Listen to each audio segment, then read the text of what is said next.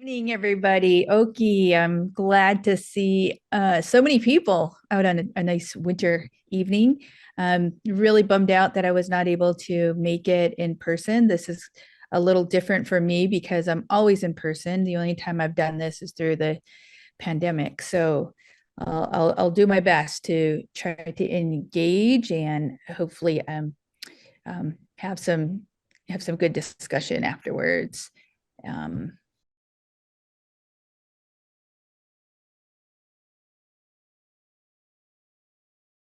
Thank you. Well, I'm really excited about this talk and presentation. Storytelling is kind of my passion. Um, as you heard and known, I really started as a kid, a child.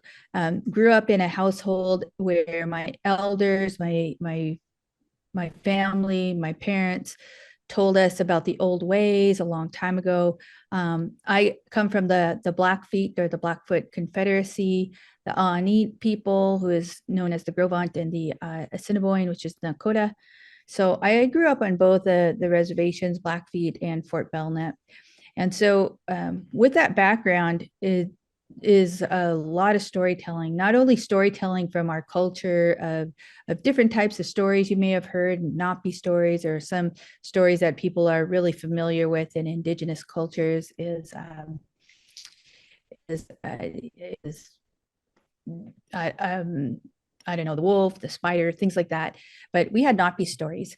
And so, with that, it was really intriguing as a little kid to hear these stories. But not only that, that I heard quite a few of the accounts of our people way back when, including a lot of the tragedies that our people went through, including my family. But I'll get to that in a minute. Um, so this is just a photograph of of me and my family. Way back in the day, I started. Uh, I guess the next slide will show you the picture of me as a kid, but this is my children and now my grandchildren, and a picture of me in the military as a young woman. The circles, the E's, as you can see the cursive E's, I'll get to that. And that is something that's going to kind of go along with the message that I am going to share. Uh, and you see myself down there with a camera taking a photograph, and that is part of my passion too is photography and photojournalism. I studied photojournalism at the University of Montana. This is my great grandmother. Her name was Julia Running Fisher. She's from the Ani, which is the Gros Ventre. And that's my big brother, and that's myself. My grandmother was one of the people that really taught me a lot about connection and storytelling. At the time, I didn't really understand as a little kid, but as I grew and started to kind of think about my journey and things that kind of happened through life, of the career of deciding to be a journalist and then eventually a film documentary producer, it brought me back to my grandma Mary Jane. I mean, my grandma Julia. My grandma Mary Jane is another grandmother that also fostered a lot with me. But when I was a little kid, I would write, I discovered how to do the cursive E's. And those cursive E's, I was super excited about it because I really thought I was a writer. I thought I was writing and a writer and writing stories. So she knew that, and I would show it to her, and she would invite me in, and then right like that, I would just start telling a story and kind of making it up, really. But through that, I always felt like this really amazing feeling. And at that time, I didn't know, but it was a connection to my grandmother and also to others, because my grandmother would always talk about like her parents or her grandparents when we were telling stories.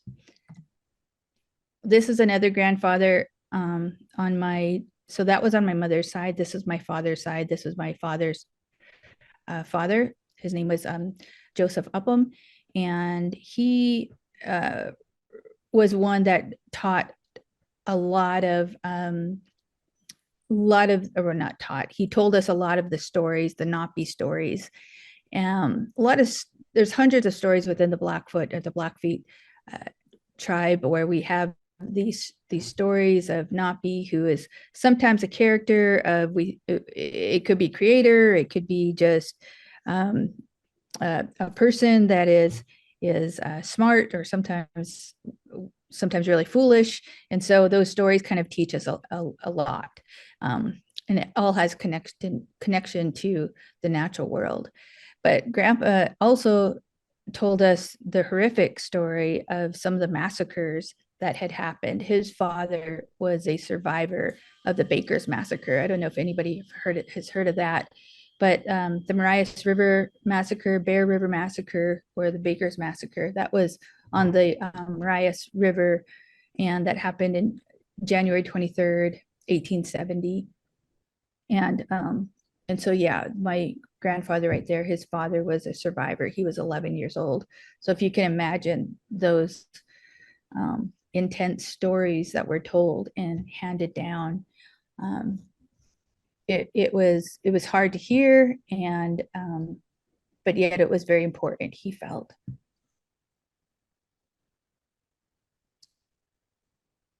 So through that, it was, I'm trying to do this all within 45 minutes, trying to make a point here.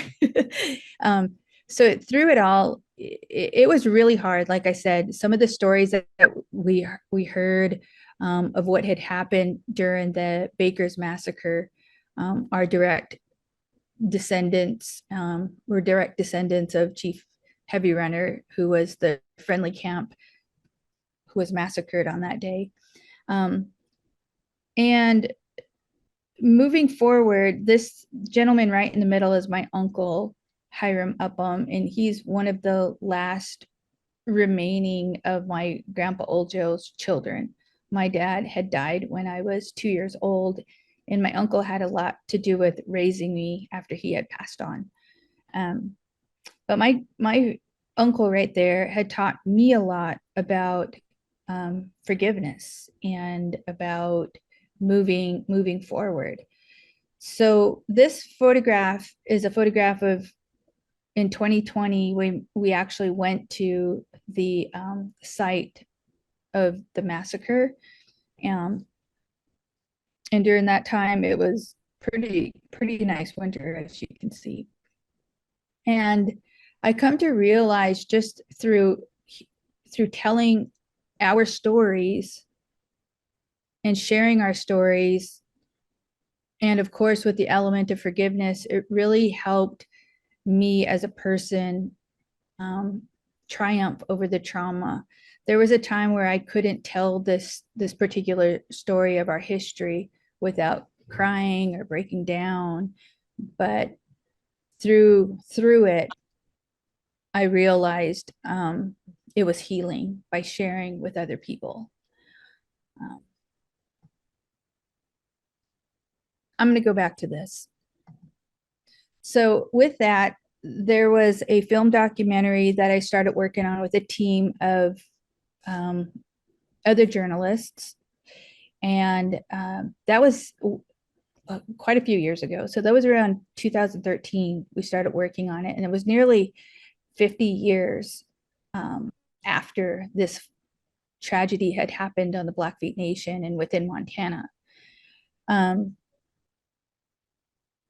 so this particular film documentary was highly funded by Humanities Montana, and that's one of the reasons I wanted to share about this film documentary. I've worked on others, but this one is kind of close to my heart, and also close to my heart because Humanities Montana is sponsoring this conversation. Um, and so during this time, you see the gentleman with the glasses. His name is Ben Shores. He grew up in Cut Bank. His father was a lawyer, and he worked closely with the tribe. So when he was in grad school, he was looking for a story to do for his final project, and he started digging, and he realized that when he found this tragedy in 1964, this flood. Does anybody remember the flood of 1964? I mean, a lot of us weren't alive at that time, but just in history, how many with a raise of hands, even virtually, if you could raise your hands, if you heard of that flood, and you know people that were in that flood. It was pretty disastrous. Central Montana, um, Western Montana. So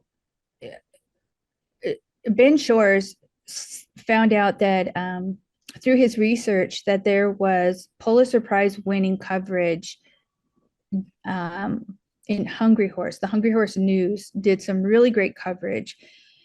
And what he found out there was a lot of infrastructure damage that had happened there. And but what he could not find, and he had through his research found out that there was 33 people that had died on the Blackfeet Nation, but there wasn't very much coverage at all. There was a clipping here and a clipping there, and it was usually in the middle of the newspapers. And what he said, I quote, is that journalism dropped the ball on the Blackfeet Nation. And so he felt like he wanted to do a project. Now, it wasn't a film documentary at first, it was just a project that he wanted to work on, something, a written form. And then as he started moving forward, as things happen, you know, people cross paths, we cross paths, and we pull together and start working on this along with some other folks, some really talented journalists, cinematographers, writers. And the other lady behind me is Brooke Peppian, or Brooke Swaney Peppian. She's also from the Blackfeet Nation, also from the Salish and Kootenai. And she came on board and worked a little bit, but she moved on to other films during this time. But one of the things when I was pulled into this project and then really was excited about doing it, I do remember thinking to myself, I don't even know about this flood. I grew up in this community, and all I did know about was that there was a flood. Nobody talked about it, and we had what they called flood homes that were only supposed to last for a few years, and then we were going to get new homes.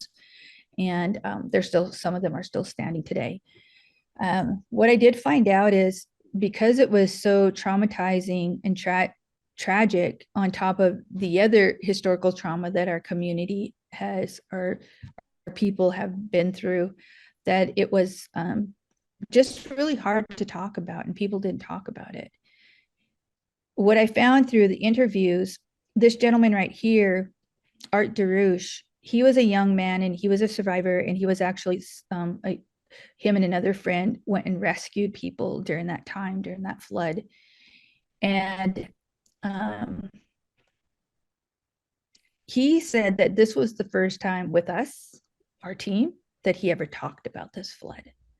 We had interviewed so many people in my community that never talked about it. And a lot of the people at these interviews, that was their first time. In fact, there was an aunt and an uncle and a niece. She had to, at that time, she was around 52. This was in 2013. I think, or maybe late 40s. And he was nearly 60 at that time. And she was a little girl at the time. And she said that she remembers as a 4-year-old, somebody carrying her up this hill. And she found out during our interview that was him. He was the one who rescued her.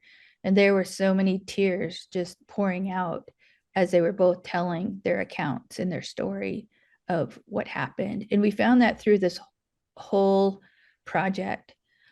It was quite a few years. It just didn't happen like overnight. It was quite a few years that we did some interviews. Everybody lived in different places, different states, and we'd come back during times of funding and get back into the community and start interviewing. But we wouldn't just jump in there. We would kind of sit with people, get to know them, because we knew this was a hard thing to be able to talk about.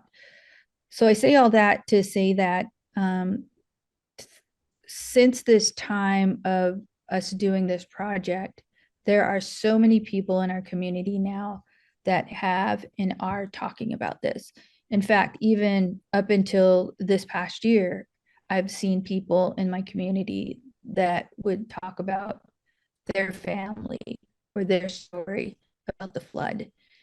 And I feel like it really brought, at that time, like when I'm doing it, at that time, I did not really see the healing aspect of it.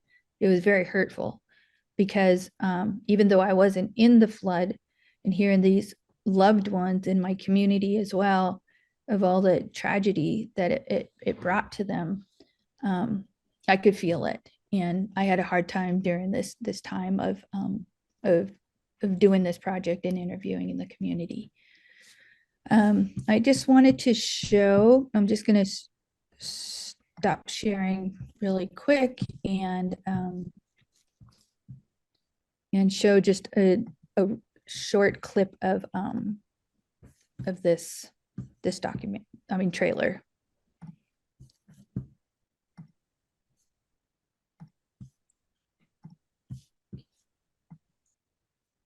All right, can you see that?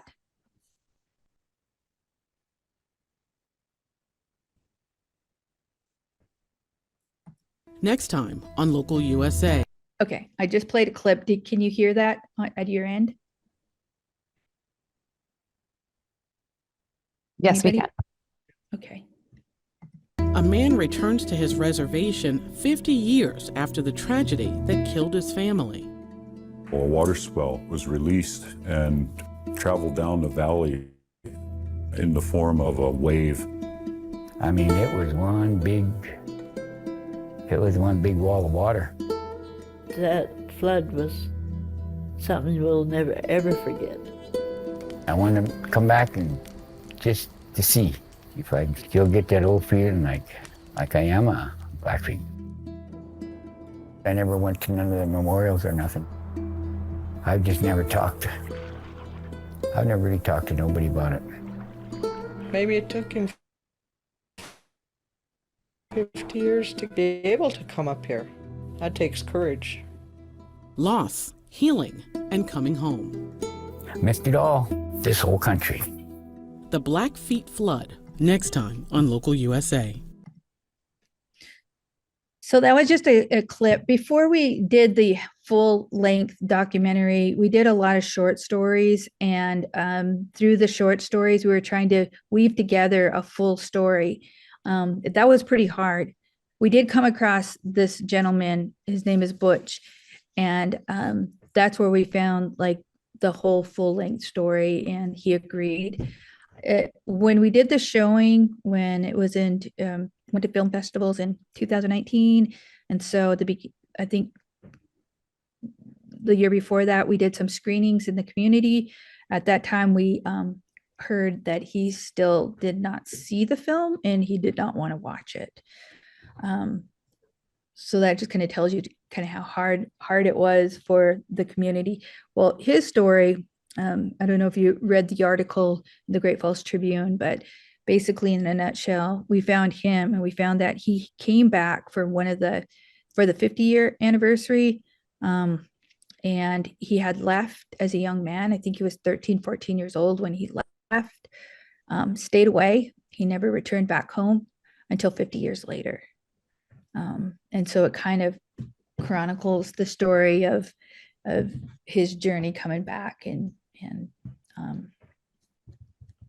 I won't give the rest away. I don't know if it's ever going to go back online, but it was on the World Channel and PBS, and it went around the world and at film festivals. And we had some of the crew with us doing panel discussions and things like that.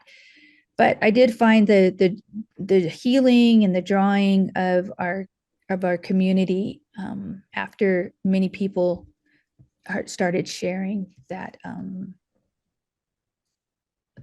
that time of the flood. Okay, let's see.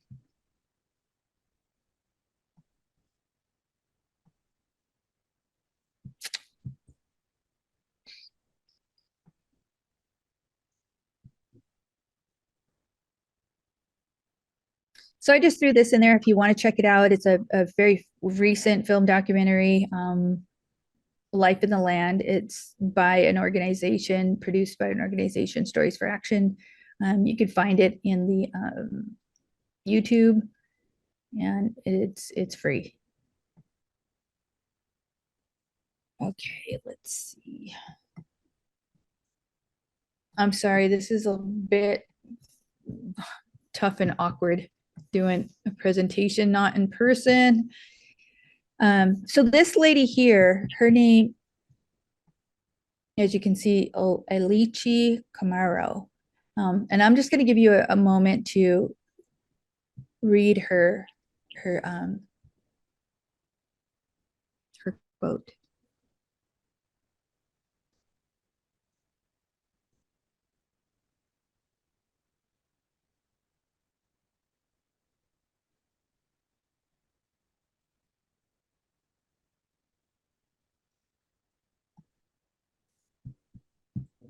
So I found her really interesting. How many people love TED Talk? Yeah, so I found her on TED Talk, and I thought it was really an amazing story that she shared. And her title for her TED Talk was called "Why the World Needs Your Story." And I'm going to play a little clip from her.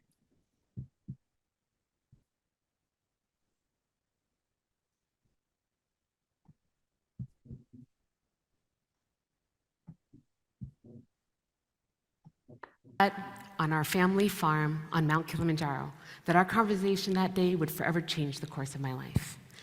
Even though I grew up spending my childhood summers on that farm in Tanzania, I was a kid, more preoccupied with playing or reading or listening to Bowie on my Walkman. I was really into being American and less invested in learning about my cultural heritage. But when I hit my 30s, I started thinking about having kids of my own. And I realized that there was a lot I needed to learn about my Tanzanian family so that I could have something tangible to pass down. And so I set out to make a film about my family and culture. But it ended up being about the lens that we bring to the stories of our lives, the stories that we inherit about who we are and where we come from, and how we filter the stories that we pass down to the next generation. And you can really see how speaking our truth has the power to transform and heal, not just the speaker, but the listener as well. And that, to me, is the beauty of stories, and it's why our stories are so important.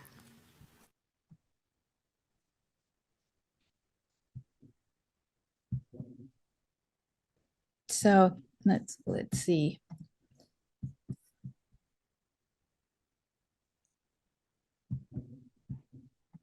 I'm sorry.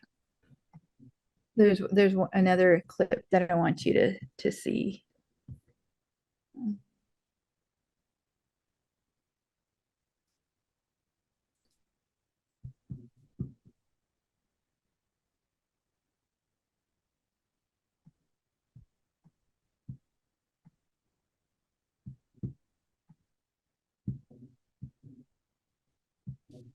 Lost. Okay, here we go.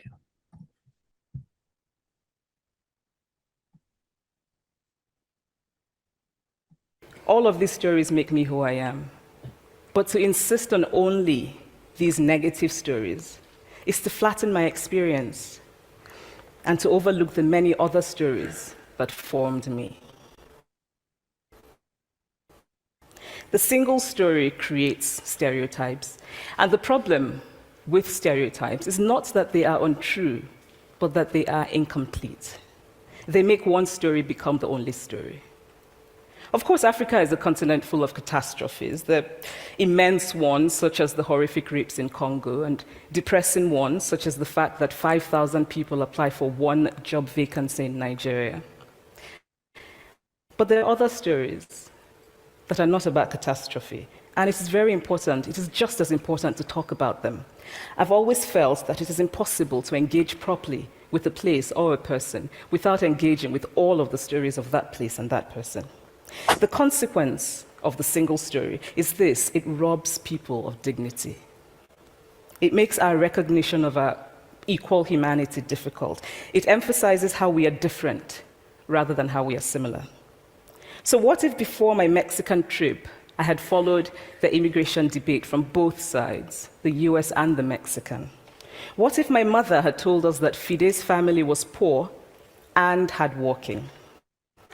What if we had an African television network that broadcast diverse African stories all over the world, what the Nigerian writer Chinua Achebe calls a balance of stories? What if my roommate knew about my Nigerian publisher, Mukhtar Bakare, a remarkable man who left his job in a bank to follow his dream and start a publishing house? Now, the conventional wisdom was that Nigerians don't read literature. He disagreed. He felt that people who could read would read if you made literature affordable and available to them. Okay, sorry, I went a little bit further, but you get the idea of where I'm going with this.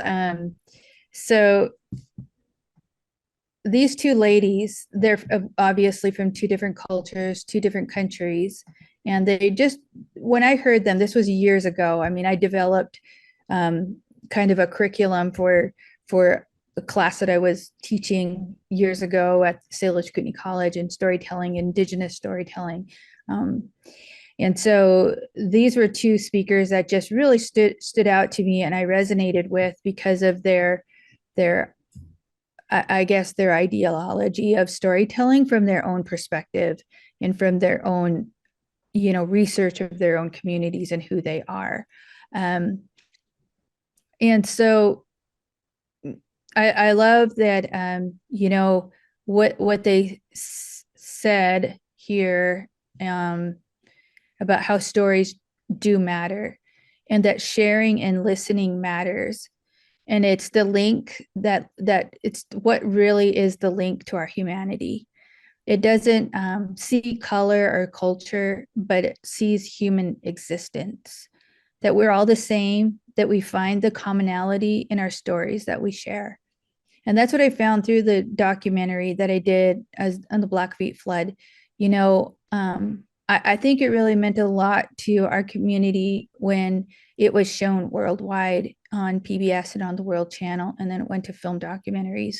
And I think it brought this, I don't know, kind of understanding where their stories did matter. And the whole purpose that Ben Shores wanted to do this documentary, like he said, that he felt like journalism dropped the ball in the Blackfeet Nation. At that time, people did say that people didn't care.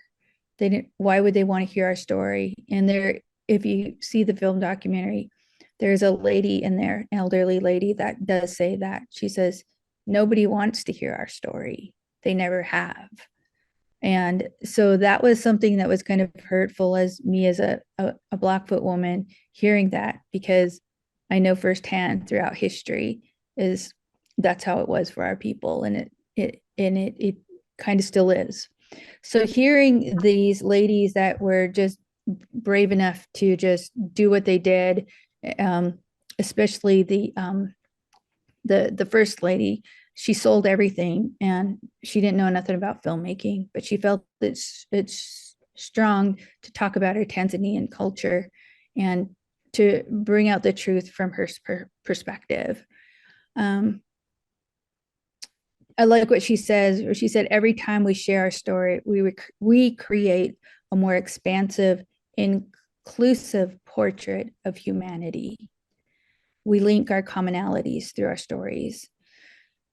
And so, like, our tribal stories is not the single story or the stereotype stories we hear in history books, movies, or in the poverty-stricken, drug-inflicted, suicide epidemic image we see in the news or other film documentaries as told on Indian reservations.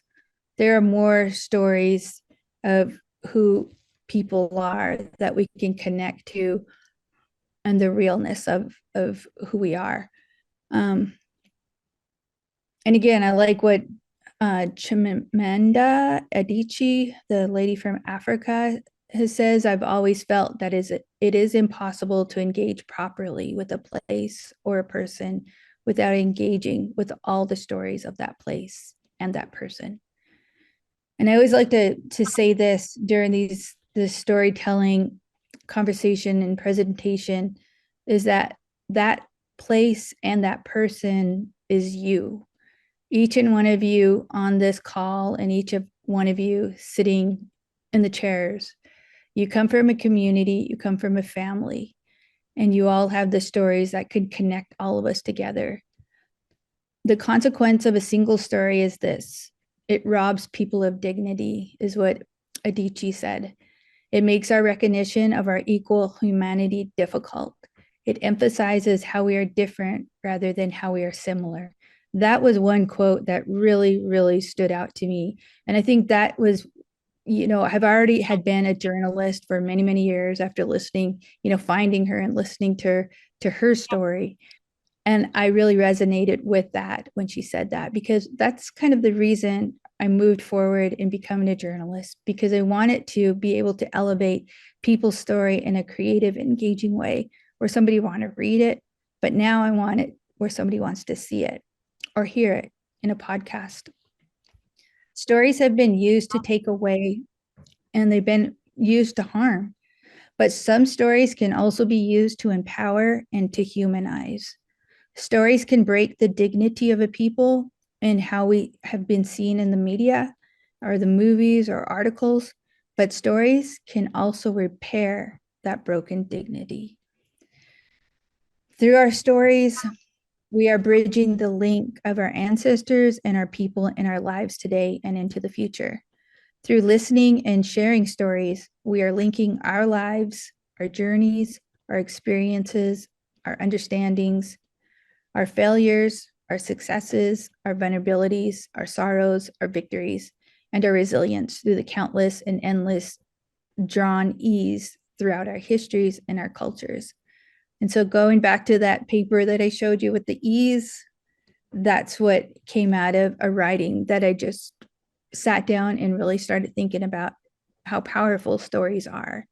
And it brought me back to my grandma Julia when I would do those E's and we'd have that connection, and I would tell her a story and how she was drawn into me as this little 4-year-old, and she would listen. And so I see those E's as being drawn throughout all of our histories, throughout all of our cultures, throughout all people, and bringing us together as if we're holding hands. And so I think about Camaro's story and how she, like I said, she didn't have experience, but she went out there and become a filmmaker, and she started documenting her own people. But we don't have to do that. We can pick up, our notebooks, our pens, our cameras, our phones, our audios on the phones, and our recorders, and we can create all of those small cursive E's, those stories that are a testament of who we are as human beings, to reach the world and even within our own community, to understand and to link together in commonality. How many people have heard of StoryCorps or David Isay? Yeah, love him. I came across him too, and I just really resonated and got excited for what he did way back in 2003. He put up a booth at New York's Grand Central Terminal with the intention of creating a quiet place where a person could just go and honor someone that mattered to them by listening to their story. So he made this booth, and then it turned into like a booth of audio, like little radio audio equipment where they could just record each other's stories. And that way it stayed forever. And they always had an archive of the people that they love.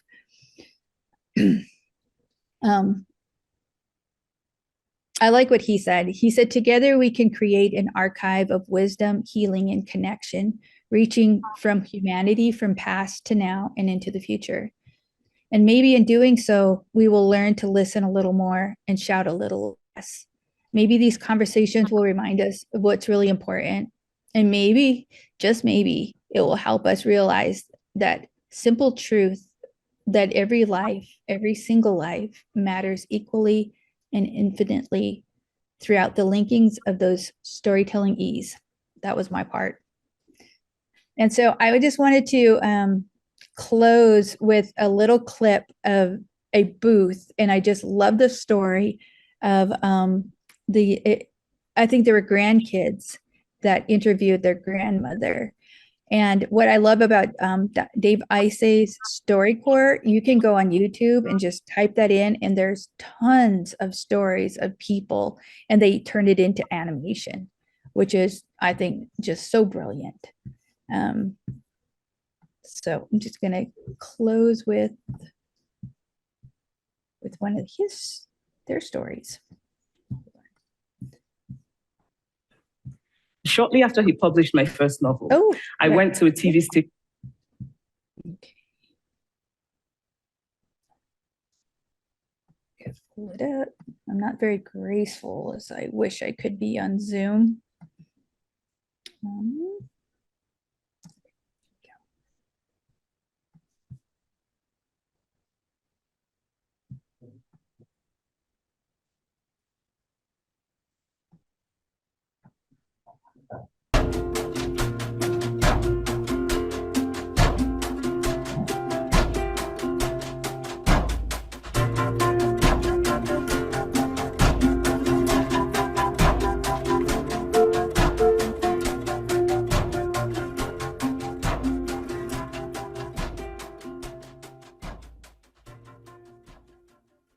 I wasn't very nice. If I make a mistake, my mother, she make me apologize. In our custom, when you apologize to your mother, you have to bring a cup of tea and say, I'm sorry. But I purposely dropped that hot cup of tea in my mother's lap. And I wasn't a good student. I always lied to get out of school because a lot of boyfriends after me. That time I was still young. I was not bad looking then. So what else? Hurry. I want to go home. How'd you meet Grandpa? I was a training nurse in a hospital. He was there for hemorrhoids operation. So when your grandpa see me, your grandpa keep on asking me to get married. And I said, I don't like you. You have bald headed. I didn't like him because he's ugly. But one thing about your grandpa, he's very smart. That's it. No more questions. Okay. Just a couple more questions. Short one. Short ones. Short ones. Tell me about working at Bloomingdale's. What did you do? You know what I do. I'm not going to tell you. No, you have to. You have to talk about it. I am a detective. I got a very famous designer. I better not mention her name. She stole a dress, $3,000 some dollar. So I walked out the store. I said, would you like to pay me that dress? She said, do you know who I am? I said, yeah, you're a thief. So that's my life. Do you have any regrets? No, what should I regret? No, I think I'm old enough to do whatever I like. And that's it.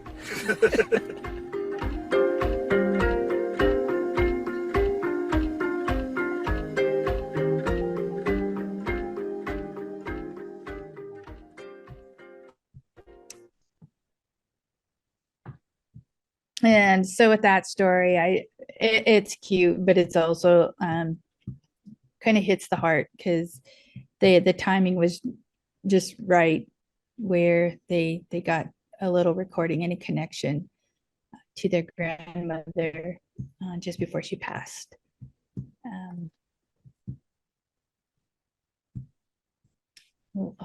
Just 1 second. Let me get this back up here. And so one more thing before we end, I just wanted to throw this out there. Through all of this work, this is just a fun fun storytelling project that my sister and I are doing. We have a YouTube channel, and we're kind of into Sasquatch Bigfoot stories. And so we've been connecting with people in our own community and doing our own little research. We kind of have fun. It's just a different array of different videos on there. And we did record a lot of stories. And through this project, we have made so many friends across the world, across the country, and we actually had a what we called a Bigfoot Sasquatch hike a couple summers in a row, and people came from out of state, and they stayed with us and camped with us, and we just had fun. And so we made lifelong friends through this fun little hobby project that we have. So if you're into that kind of thing, check out our channel, follow us, and yeah. So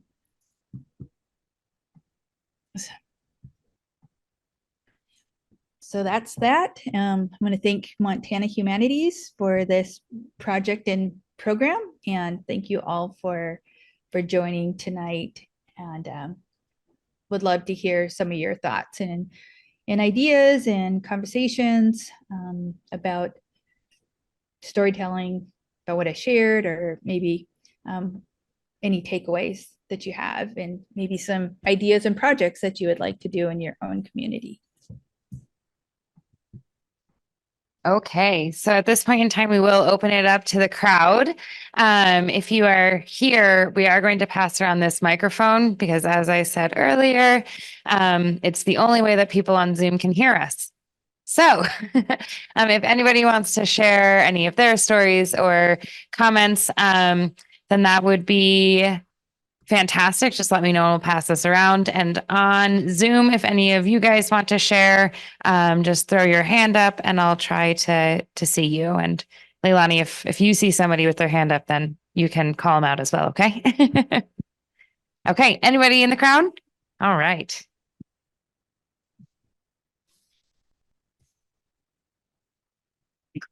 And if you could say your name to start us off. My name's Richard. Lailani, can you hear me? I can. Do you have time to tell us a story that your grandmother told you when you were young, when you were a child? Oh, yeah, thank you for asking, but it doesn't look like I have time. Yeah. Or do you have time to share a Bigfoot story? Those take a while, but it is a fun project. I would highly recommend if you want to hear some of those stories, go to that channel. We have all kinds of stories from in their living rooms to outside to podcast styles from people from different reservations. But yeah, pretty intense. Some of them are pretty intense. Really great storytellers. So highly recommend our own channel.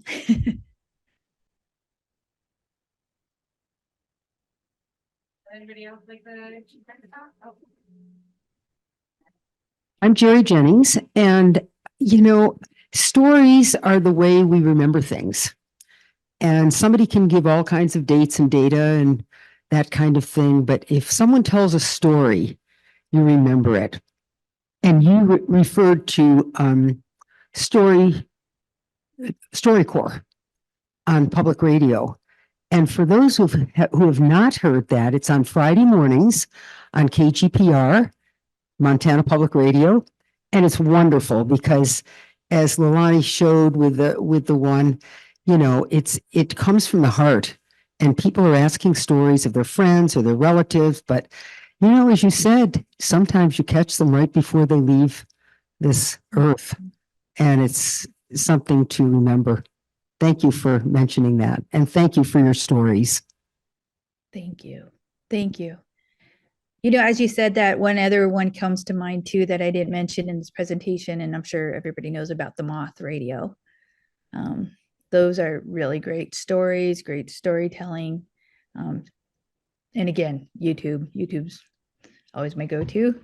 Look up moth radio and listen to some more awesome individual personal stories. Okay. Was Heart Butte there around 64 or were they decimated? Heartbeat community in 64. I am not sure if that was around during that time. I do know that there were some folks over there down Badger Creek and Birch Creek and Two Medicine area that were really devastated. So we had a lot of folks in our short stories that told stories from that area and that region. But I'm not certain about that history. Did it go all the way up to Milk River or the flood? Yeah, it was more intense in around the Two Medicine River and up north more. It was bad, but it wasn't as bad. How about the Marias? Yeah, it was bad all through there. It was because the dam burst, Swift Dam burst, in that region. That area was probably hit the worst.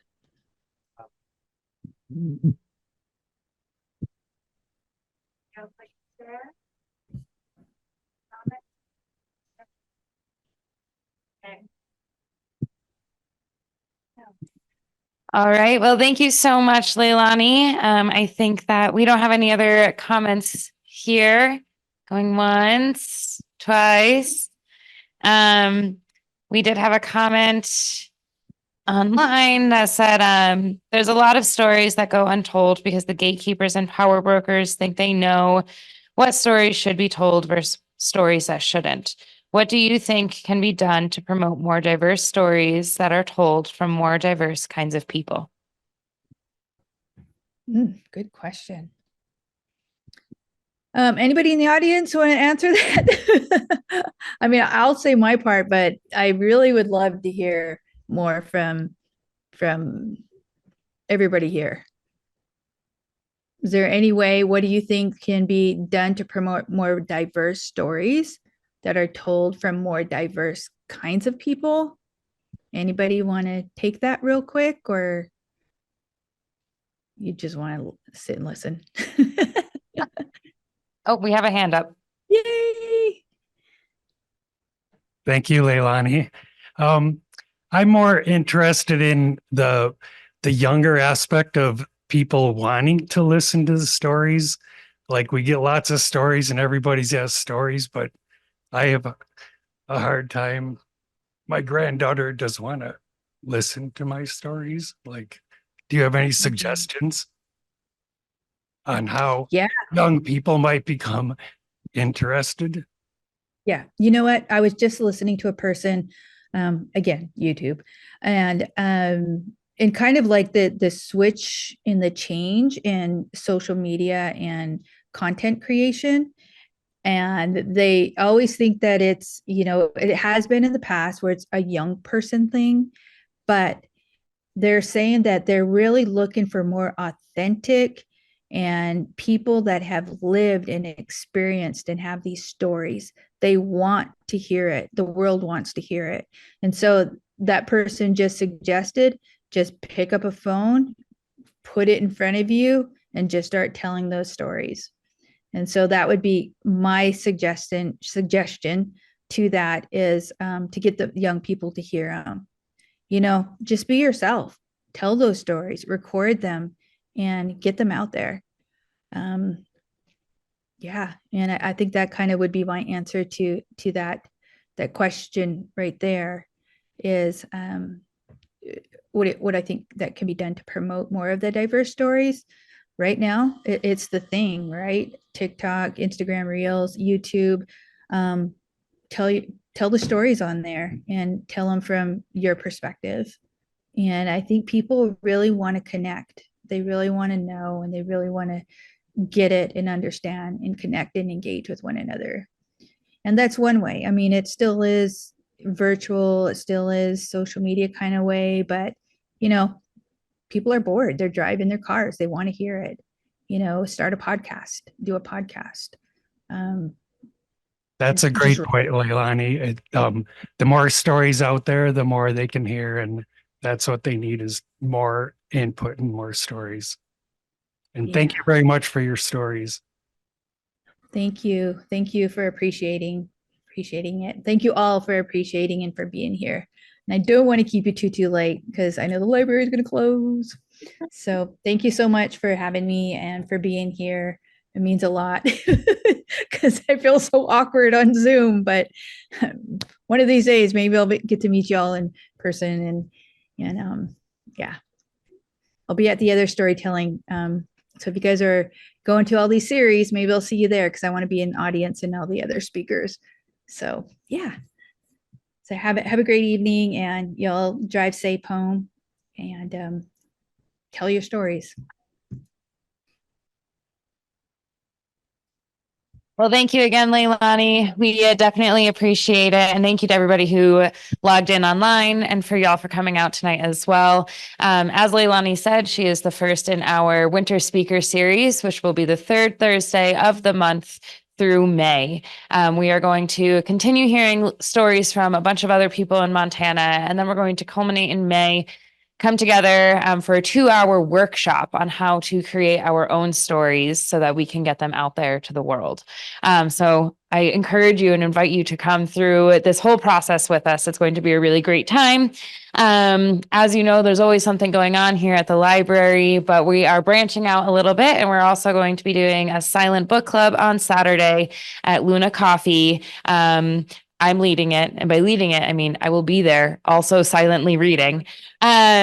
So I encourage you guys to follow us on Facebook, Instagram, and check out our website continuously, as there are always updates and new things going on here at the library. Thank you again, Lailani, and I hope that you all have a wonderful evening. Good night.